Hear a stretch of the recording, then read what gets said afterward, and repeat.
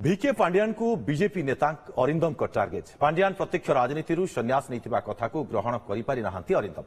ସେ କହିଛନ୍ତି ଏହା କେବଳ ଆଇୱାସ। ବର୍ତ୍ତମାନ ପରିସ୍ଥିତିକୁ ଦେଖି ସେ ଏଭଳି କରିଛନ୍ତି, କିନ୍ତୁ ସେ ପ୍ରଚ୍ଛଦ ପଟରେ ରହି ଦଳର କାମ କରିବେ। ବିଜେଡି ଦଳର ଯୁବ ଛାତ୍ର ନେତା ଏବେ ତାଙ୍କ ବିରୋଧରେ କହୁଛନ୍ତି, ହେଲେ ପୂର୍ବରୁ ତାଙ୍କ ସହ ସେଲ୍ଫି ନେବା ପାଇଁ ଲାଇନ୍ ଲଗାଉଥିଲେ। ବଡ଼ ବଡ଼ ପୁରୁଖା ନେତା, ମନ୍ତ୍ରୀ, ବିଧାୟକ ମଧ୍ୟ ତାଙ୍କୁ ଭେଟିବା ପାଇଁ ଅପେକ୍ଷା କରୁଥିଲେ। ଦଳର ଶୋଚନୀୟ ପରାଜୟ ପରେ ଏବେ ମୁହଁ ଖୋଲୁଛନ୍ତି। ଆଗରୁ କାହିଁକି ଚୁପ୍ ରହୁଥିଲେ ବୋଲି କହିଛନ୍ତି ଅରିନ୍ଦମ।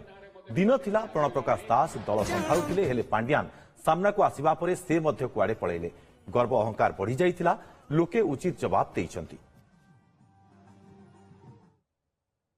କହୁଥିଲେ ଯେ ମୁଁ ଇଲେକ୍ସନ ଲଢ଼ିବିନି, ଯଦି ଇଲେକ୍ସନ ଲଢ଼ିବେନି ତାହେଲେ ପୁଣି ବିଜୁ ଜନତା ଦଳ ଛାଡ଼ିଲେ କାହିଁକି? ସେ ଆଗରୁ କହିଥିଲେ ନା ମୁଁ କେବେ ଇଲେକ୍ସନ ଲଢ଼ିବିନି। ଏଠି ଲୋକଙ୍କର ଟିକେ ବୁଝିବାର ଭୁଲ ହେଉଛି। ସେ ଯେଉଁ କଥାଟା କହୁଛନ୍ତି ବହୁତ ଟେକ୍ନିକାଲି କହୁଛନ୍ତି। ସେ ସେତେବେଳେ ବି କହିଥିଲେ ମୁଁ ଏଇ ଇଲେକ୍ସନ ଲଢ଼ିବି ନାହିଁ। ତା ମାନେ ଏଇଆ ନୁହେଁ ଯେ 2024 ପରେ ବାଇ ଇଲେକ୍ସନ ଲଢ଼ିବେନି କି ପରବର୍ତ୍ତୀ କାଳରେ କେବେ ଇଲେକ୍ସନ ଲଢ଼ିବେନି। ସେ କହିଥିଲେ 2024ର ଜେନେରାଲ ଇଲେକ୍ସନ କଣ୍ଟେଷ୍ଟ କରିବେନି।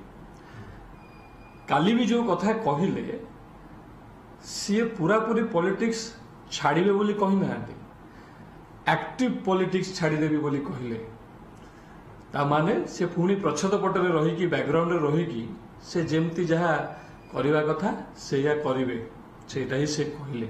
ବଡ଼ ହସର କଥା, ଆଜି ଭାରତୀୟ ଜନତା ପାର୍ଟି ସରକାର କଲା ବୋଲି ତାଙ୍କୁ ଗାଳି ଦେଉଛନ୍ତି। କିଛି ଦିନ ତଳେ, କିଛି ମାସ ପୂର୍ବରୁ, 2 ମାସ ପୂର୍ବରୁ ସେଲ୍ଫି ନେବା ପାଇଁ ତାଙ୍କ ପାଇଁ ବାଡ଼ିଆ ପିଟା। ବବି ବାବୁ ଯେତେବେଳେ ଫେସ୍ ହେଇକି ବୁଲୁଥିଲେ ବା କାମ କରୁଥିଲେ ଦଳର ସମସ୍ତେ ତାଙ୍କ ପଛେ ପଛେ ଗୋଡ଼ଉଥିଲେ। ସେ ଯୁଆଡ଼େ ଯାଉଥିଲେ ଏମିତି ଶହ ଶହ ବିଜୁ ଜନତା ଦଳର ଯୁବ ଛାତ୍ର ପିଲା ତାଙ୍କ ପଛରେ ଯାଉଥିଲେ। ହଠାତ୍ ଗୋଟେ ସମୟରେ ସେଟା ଚେଞ୍ଜ ହେଇଗଲା।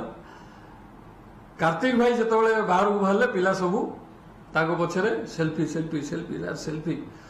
ଯେଉଁମାନେ ତାଙ୍କ ପଛରେ ସେଲ୍ଫି ନେବା ପାଇଁ ଗୋଡ଼ଉଥିଲେ ଆଜି ତାଙ୍କୁ ଗାଳି ଦେଉଛନ୍ତି, ତାଙ୍କୁ କୈଫିୟତ ଦେବାକୁ ପଡ଼ିଲା। କାରଣ ସେମାନେ ବିଶୃଙ୍ଖଳା ସୃଷ୍ଟି ହେଇଗଲା ନିଜ ନିଜ ଭିତରେ।